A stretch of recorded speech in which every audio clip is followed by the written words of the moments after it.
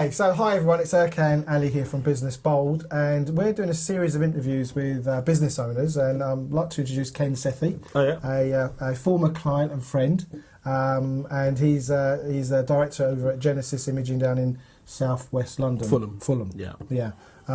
So let's get started. So first of all, I want to say thank you. No, absolute pleasure. Because it's Saturday, and I got Ken on his day off down here in the dungeon. Hungover. Oh yeah, they letting it out now. A little bit. Yeah. I didn't drink last night. No. I had a couple, but I thought early night was all fresh for you. I'm absolutely chuffed, and also so for those of you who don't know, we've got Deep in the back, which Deep is Ken's son, and really lovely young lad, and he's been part of the business as well. Yeah. So let's so the audience would want to build, Ken, are interested in what works, what didn't work, when things do go wrong, how do you deal with them, and from the point of view of Business Bold and what we're doing is also how do we empower you, support you as consultants or coaches to achieve things that you previously weren't achieving. In your memory, how did our relationship start for you?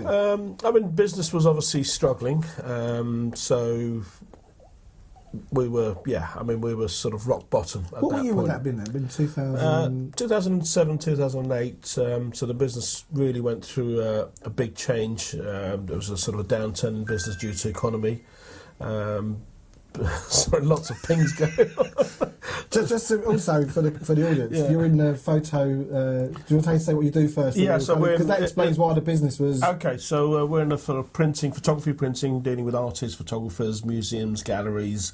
But that's the new business now. Yeah. So previous to that, we were dealing with professional photographers. So we used to process film. Yeah. We used to print for those guys. Film processing. When's the last time you saw film? Kids don't even know what film is these days. Like vinyl record. No idea. Well, that's coming back, and film's coming back to an extent, but not to make a living. Yeah. So that was really the core business. So we started the business in 1997, processing film, and that was good business. So we had a good run for about 7-8 years, and then obviously the technology changed. 2007, 2008, digital came in, and film was obviously disappearing.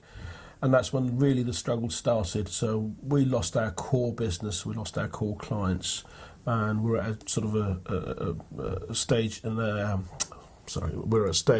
sort of gone blank now. Well, think about it. What happened was the world changed. And you were doing what you were doing, and it was working. And I imagine, like every business, when it first starts, it's clunky, and then you get going, you build up some momentum, and things are good, and you enjoy those good times. So I think I remember you saying you did really enjoy those good times. Yeah. And then the world changes, and before you know it, you're out of step. You knew it was coming. Obviously. It was but obviously how quickly it came, and that's what really caught us out. I mean, when you first saw digital camera, did you kind of go with the writings on the wall, or did you like, no, film's so good, it was cheap, it was convenient, and you saw the digital camera, they were sort of, they weren't great, the technology just wasn't there. Yeah. But we didn't really realise how quickly it would change, how technology would grow so quickly and fast, and that's really what caught us out. So we knew it was coming, but not quite sure. We weren't quite sure how quickly it would come through. So from the time when you noticed that, or it kind of started showing up on your radar, at what point did it kind of really dawn on you that the world's changed, or it's really not going to go back and it's changed forever? It took, a year and a half, 2 years. Yeah. But even once you realised, then to replan your goal, it's not a straightforward process. So it's a complete transformation. My memory of it is that's where you were in the impact of it that was my memory, and you knew you had to do something, and you'd been working on that for a little Correct, yeah, and whatever we were trying just simply wasn't working. And then obviously downturn in the economy, so 2007, 2008 we had a recession come through. We'd invested in a property as well, so we'd moved premises. So 10 years on, business was doing really, really well. So 2007, so we just moved. It was December, which is usually quiet anyway. So the whole thing kind of compounded. Absolutely. So the legend goes, you had, like we were just speaking earlier on, you had 3 coaches come and go. Yeah, so at that stage we thought, we need to get someone in to just sort of... Sort us out. Build. Is that how you thought of it? Did you think look, we're not solving it, things have changed, we just don't know where to go. What made you look outside? Cause it was, my business partner Howard. He's the brains behind the business. Clearly, because you're the look. Absolutely. So, he was all about coaching, and he's our finance director. So really, he felt something needed to be done. He needed to inspire me to then inspire the team and rebuild the business. Was it thought of something like inspiring? Because I remember we had a bit of an interesting gap when I'd say to you, I think we should come back to that, but actually I mentioned it now. Yeah. But when I said to you, what's your passion? And your response was something like, what the hell, what the F are you talking about passion? I've got bills to pay and wages and rents, and you're talking about my passion. Yeah, that was a real demarcation, wasn't it? We would right down rock bottom. I think you kept on going a bit further down after we met. Which correct. Yeah. Things usually it took worse. a while to actually then get that sort of in my head that, we needed to do something, mindset needed to change. So these 3 coaches that came in, they come in best intention. You obviously liked them enough to go, come in, work with us. Why do you think that those didn't get? Well, not them personally, but it wasn't my idea. I mean, I was that kind of part of it? Yeah. I mean, I was. There's no way I'm going to let these guys come in. No, so I was dead against it really because I thought, what they're going to do? They don't know my business. And they're charging all that money. Exactly. So you're already your bank balance is already down, and then you've got on top of it, monthly. And it's not cheap to get coaching. No. But that's where Howard's skill set comes in. So I mean, a lot of coaching that we took on board was due to Howard. So thanks to him, he saved our bacon. So legend, you meet Naresh. Yeah. Man, this guy was So Naresh is one of our associates in Engage, which is our consultancy, and he's FD, finance director, accountant. He runs an accountant. He's been a client of mine for quite a while by then. I think by then he'd been. 2007. I've been a client since 2010. Right. So you meet him. Yeah. And I said, I want to take what this guy's taking. Because you thought he was on drugs. I really did think he was on drugs. I just had a couple of little bills in the... He was buzzing. He was full of, that's unusual for an accountant, isn't it? You don't usually they're usually boring, aren't they? Yeah. Well, the reality is they are. It's nature of what they do. It's kind of very deep. But the thing was, you met him. Yeah. And I remember him phoning me up and said, I've met this guy, he's dying to meet you because he met me. I'm like, what are you talking about? He goes, he was so impressed with that. He was really good. Yeah. And it really, I thought, if I can be like him, then really we can do anything. Wow. Yeah. So really it was kind of... Although Howard had kind of instigated this process, and obviously there was attempts made, pushed me into it. Yeah. You saw Naresh and kind of thought, wow, if an accountant can be like that, maybe I could. It was very positive. It was very full of energy and drive, and that's really what inspired me. Yeah. And I thought, well, I want some of that. Yeah, absolutely. So that's a good lesson, isn't it? Is if your clients are blown away with what you do, it's like having a sales team out in the market. Correct, isn't it? Because if you've got a restaurant you like, or you've got the client comes in, and then obviously if you have that energy and the drive and the passion, then it rubs off onto them. Yeah. And even now to this day, I mean that's really where we started originally. Because we were hungry, we were young, so the business was doing really, really well. And over the period of time, you lose that, and suddenly when the business isn't there, and that really hurts. And then that's where coaching comes in. You're kind of trapped inside a cycle. Absolutely. And then once you start seeing there's a cycle here, it's not just personal. There is the world and the market, but there's also how you're playing your game within those circumstances. Yeah. So then we were introduced, and I came down. Initial thoughts? I don't know if I'm looking for compliments here, or maybe that's kind of grateful. Usually people think, who the hell is this guy? He's not going to last very long, is he? Done, he's out. Kick him out straight away. But no, I mean, obviously it was, again, very, very difficult to sit there and listen to your ideas and meet once a week or whatever, twice a week. I think we went on with, started with twice a week. I think we wanted to hit it hard because it was like there's no time to waste here. Can you tell us a bit about, without giving away anything you don't want to give away? Obviously, we'll protect confidentiality in any way. Sure. But the business was, how would you describe the condition of the business at that time? It was, very critical. Yeah. So it got to a stage where, as I said, we had overheads were so high, and the income just wasn't there. So the profit wasn't there. The business was hemorrhaging, losing money, gone through 3 coaches. This is what I meant by, and then I walk in, it's a pressure. Okay. I'm like, I've got to turn this thing around as far as what I can be responsible for. I never realised that actually. So when you said that to me this morning, and I'm thinking, Christ, okay, so it's just there's some pressure for us. For you too. Yeah. I'd say kind of more so because in a way you can be responsible for what you've done in your business up until this point. the promise of coaching or intervention is that from here it will change. Sure. That's my product. Yeah. You know, it's like you said, I'll put something up and you print it and there's nothing on the paper. You know, people go, hold on, but that's not a picture. And for us, it's instant result, isn't it? Yeah, You do something and it's you there. you can physically see it. Yeah, and if it's a good job or a bad job, and I guess, and so I never realised that till and it's not come up very often, but sometimes people say, how can you guarantee me my results? And I said, I can't guarantee you your results. No. And that's the thing, is what, you know, this is all about the client and their results and what they take on and apply over a period of time. Is not down to me. So the other point is, it's not that I can make people do anything. I can influence and, if you like, influence and inspire them or get them to see their game in a different way, and then they take new actions, and that's when things start. And changing the mindset is not an overnight process. It does take time, and I mean we're still benefiting from the results. You know, on when we stopped coaching. Well, it must be over 10 years ago. Was it 10 years ago? Well, we said 07, didn't we? Yeah, so when did you start? Well, you didn't come in straight away, though, did you? Oh, well, okay. Yeah, it's been a while. Okay, so 7, 8 years. I remember coming into the way we did it with Ken was we had leadership team. I'd come in, and it was like bullshit. You should tell me, what's all this bullshit? When are we going to get? I'm like, Ken, just stick with it.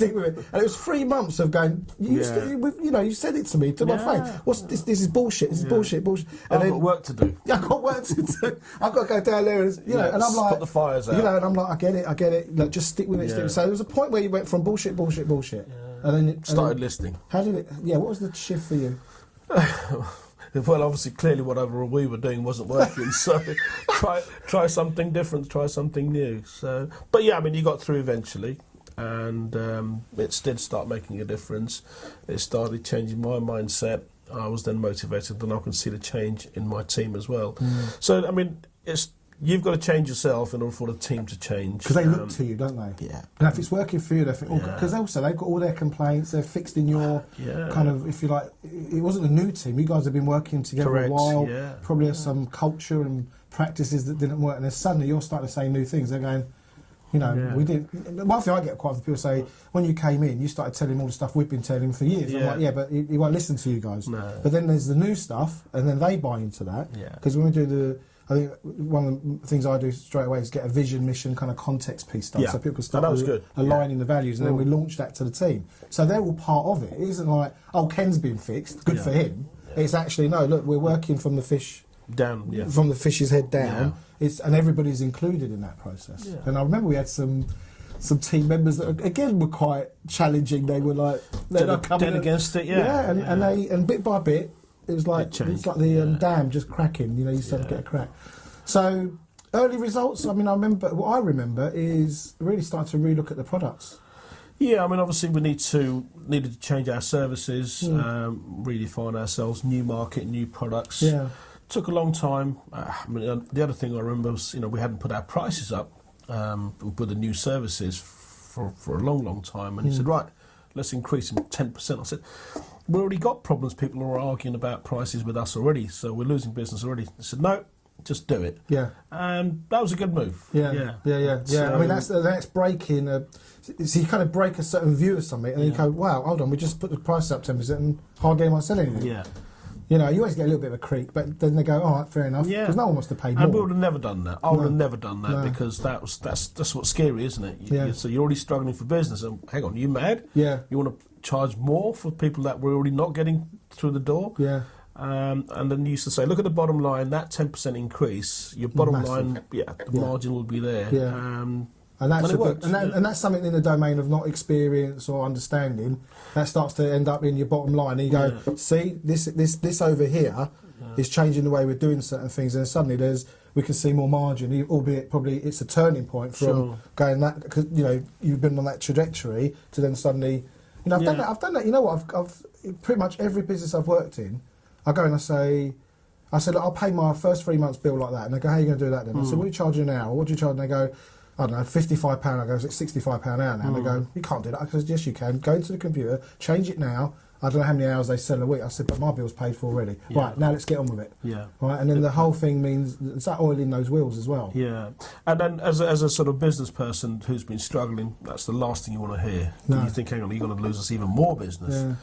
But no, not the same. But what it does, it gives you a bit more fat in the business to do things to promote and Correct. to, Yeah. I don't know, sort those equipment out. Maybe there's things in the business that And aren't... put money towards marketing. You know, Yeah. as you remember, you're talking about the sort of funnel. The more leads and marketing, and the more leads you've got to chase, and then you've got a bigger margin to play Now, with. if I remember right, we also did some work on what you did with those leads afterwards as well. Like, actually managing an inquiry Yeah. and logging The it into process, the process of that. Again, those were things We weren't doing. not in that way. I mean, obviously you were taking orders. The systems, the systems weren't in place, and that was a very good part of the coaching, to actually learn how to sort of build a system, chase those leads and turn conversion rates and so on. And then you can see the results at the bottom, Yeah, great. And that made a big difference. And for me, when I walk in, I see that stuff, I'm like, oh, God, great. It's working. They're doing it for themselves, because you can't do it for them. No, sure. You can't do it for them. And that was a new skill set we learned. That was one of the benefits. I remember putting a CRM system in, getting you thinking about the lead structure, where they come from, Correct, where your returns are. So you know where to market, so knowing where your leads are coming from, so targeted, marketing works really well. Couldn't ask for more. Yeah. So the other thing that I remember is innovating in terms of your products, because going from pretty much film development business, you've gone into framing, you've gone into light boxes, you've got router systems to cut out. Tell us a bit about how the product. I mean, the product's just. Yeah, so a lot of kit, which makes the job a lot easier. But you spent a lot of money on new kit. So the confidence changed. Yeah, well, we had to do it, otherwise we just couldn't compete. Because you wouldn't have had, without the new machinery or equipment, there We wouldn't just be can't new provide a products. service, no. But you utilised the skills you already had. Yeah, I mean, the team's still the same. Pretty much, yeah. I've got staff who started with us 20 years ago, 18 years. Well, the longest serving is 19 years, and then 18. He's a very bitter man. No, I'm joking. Yeah. Yeah, I've got no other skill sets. Can't get out. Can't get out now. No, but that's something, though, isn't it? To have most of the that's been team, I would say majority of the team's over 10 years. thick and thin. Yeah. Because they are a thick and thin crowd, Absolutely. aren't they? They're very loyal, and they've been through with us, as you say, the highs and the lows. And now I wouldn't say we're flying, but we're doing really well. Well, that's fantastic, isn't it? And so some of those products were things like light boxes, which I think are I mean, that's a new product. We launched that about 2 years ago. So we're always I innovating. saw light boxes when I was with you. Sorry, different types. So now we're going bigger now, so we're doing 2 metres by 3 metres. Oh, wow. So, since you were So if you want a light box, there's 2 metres by 3 metres. Yeah. Wow. That is different. Yeah, so we were doing small light boxes when you were there. So again, that was a new piece of kit we invested in. Yeah. We just upgraded that machine as well. So the first machine we bought was for 130k. Yeah. That's a big. I mean, it's a big commitment. Yeah. The one we just bought last year was 330k. Wow. So 200k difference. But obviously, that commerciality of that is a different. The quality, the quality, the speed is just amazing. Yeah. And I imagine also with the new kit and the new offerings, you've got a new client base. Because your traditional client base would have been photographers. Yeah, so because we're always reinventing ourselves, looking at what the clients want, so we then respond to what the client's needs are, and then that's really how the business has been growing for the last 2-3 years. So if we know there's a market for something, you do a bit of research and then you invest. And there's another lesson there is, this going back to where you were, say, pre the digital era, is you kind of sat on your laurels, you're running, because it's hard enough running a business. Yeah. You're in there day to day doing it and doing it was busy. Technical work, and you're busy, and then suddenly you look around, the world's changed. Yeah. So monitoring, getting that feedback from your clients, and maybe you go out and you go to exhibitions again, and you're reading the trade press, and you find out what's coming, and you're trying to work out, well, how can we innovate to keep people, giving them something new. And that's the biggest change, First 10 years of the business, you were just stuck in there, just doing it, focusing on what you're doing it really well, building that reputation, not really keeping an eye on what else was going on, because you was quite content, or whether you were just too busy to look elsewhere. I think it's a bit. When you drive as a young driver, they're looking at the first 2 metres, 5 metres in front of them and reacting to everything. But as you become a more seasoned driver, you're looking ahead and you're actually starting to strategise your way through. And I think that's what I see in business owners. They go from kind of running it and in it, looking at what's in front of them, and then suddenly looking ahead and starting to actually think about their products, their services, how they innovate. Yeah, and that's where coaching comes in. Yeah. And that's the biggest change in myself. That's where I think I've grown, is now you're constantly looking out. So business is doing great now, but you need a part of your time, 20% of your time, looking out there, working on what else is coming, how's it changing, Yeah, where do we need to invest, where do we need to go now, which we didn't. Well, I didn't do that. Howard used to, but he's he's a marketeer and he's a finance guy, so product-wise he doesn't really know. Because your operations, I'm sales, hands-on, even now. And that's where I like to be, not behind a desk. That's the thing. It's so very fulfilling in that, isn't it? When you see something come together, stay connected with your clients. Yeah, you get to see the clients, you have the relationship, and it's very much so. I think another thing about it, when you do something like that, where it's like making something that becomes, from a concept to something reality, there's a kind of wow factor when you do a reveal. Imagine a client comes around and you go, look what we've done for you. And some of those pieces are amazing. And some of the stuff we produce ourselves, even before the client sees it, we just show it to each other and go, whoa, look at that. We didn't know we could achieve this. And it gives you a real thrill. So there's a real buzz about it. So that fuels the passion, doesn't it? And that excitement when you bring something new to them and they look at it and they go, yeah, we'd like that, because you've sourced it. Yeah, blows you away, I just something come to mind. I remember when we first did the vision and mission. And in the vision and mission, the way I do a vision and mission is an overall concept, what the business stands for, and then 4 parts, which is who are we as a business, who are our clients, our ideal clients, who do we want to attract, what is our business beyond what we do, i.e. not just what the physical product is, but what is it that our product makes the way? And then we have a differentiator, something that kind of says, well, why are we different to everyone else? And then finally, we have what we call the culture and values bit. And when we worked on the culture and values, because that always seems to take a little while, because people generally kind of have an idea of the kind of clients they want, they kind of know what they do, but they kind of get them thinking about it in a different way. But culture and values, generally people kind of like, it's like not really thought about, but it's kind of assumed, oh, well, you kind of, be honest, or something like that, but they haven't really thought it through. But I remember, soon after we did your vision and mission, it's like I've still got an audio recording on it. So have I. It comes up every now and again on my... I need to listen to it, I haven't heard it for a while. Every now and again, because it's on my phone. It'll probably make more sense now than it did 10 years ago. Is that what it meant? But I remember you went and did an install, and it wasn't right. Do you remember that one? There was lots of them that weren't right. but there was one that wasn't right, and you said, and I remember in the coaching session, I said, how has the vision and mission altered your behaviour for the better? And you said, we did this install, and I knew it wasn't right. And instead of trying to blag it or avoid it or bodge it, I went to the client and I told them straight out, this isn't right, we're doing it again. And your view of how powerful was that for me was like it's like the penny really landed. How powerful it is when you're forget what it's going to cost you, forget the time, it has to be right, and still the case even now. And it pays dividends, doesn't it? Absolutely, still the case now. At the time it was very hard to swallow, but why half deliver a job, so it's got to be done perfect. Because everything you do is a reflection of you, isn't it? I mean, and if you do a half job, then that's you. I think in any business, but more so in our business, because it's a very, very sort of visual, so that people can see, the client can see whether it's right or wrong. So if someone says, I want to move 2 mil, and you say, okay, fine. And people even now turn around to me and say, where did you get the patience from? And say, well, you're paying for my time to be here. I'm not going to leave this place till it's perfect. Until you're happy. I remember when me and Arzu were on our, was it second time in South Africa or first time? No, I can't remember. I think it was the second time. We met someone. He had a restaurant in Camps Bay in Cape Town. Right. And he was the boss of it's his restaurant. And he was standing watching every meal go out. Yeah. And I'm like, you micromanage it. He goes, yeah, but every meal's got to be right there, can like it's got to be. He was looking at everyone going, that can go to the table. Yeah.